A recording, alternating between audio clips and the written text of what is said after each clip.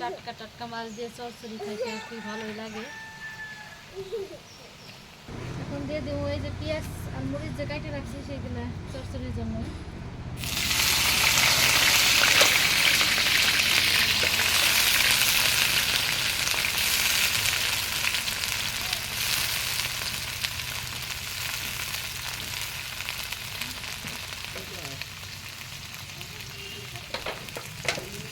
আমি লবণ দিয়ে দিই, লবণ এটা তো স্বাদ হয়।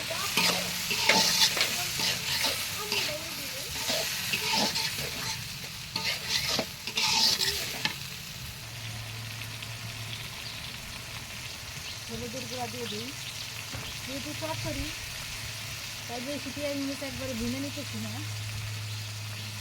একবার তরকারি সাথে না করুন। কাঁচা মরিচটা একটু বেশি খাই, এই জন্য শুকনো মরিচ দিলাম না, যেহেতু পেটে গ্যাস হয়ে গেছে এই জন্য কাঁচা মরিচটা একটু বেশি দিচ্ছি।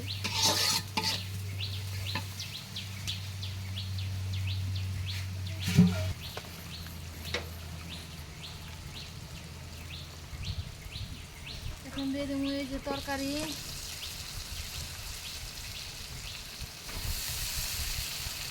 প্রচুর দাঁড়িয়ে গেলে একটু মোটা মোটা করে কাটছি, এগুলো একবারে গলে যায়।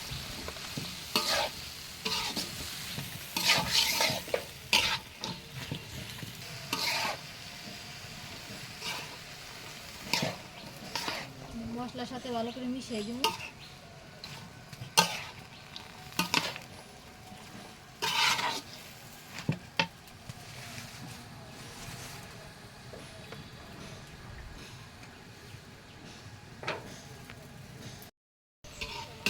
আমার তরকারি কষান শেষ, একবারে নেশা নেশা হয়ে গেছে সব।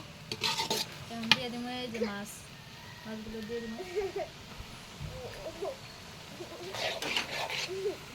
আমি চচ্চড়ি রান্না করলে একটু মাছ বেশি দিই, অনেকেরই পছন্দ বেশি মাছের চচ্চড়ি, আমারও পছন্দ, আবার অনেকেরই কম মাছের চচ্চড়ি পছন্দ।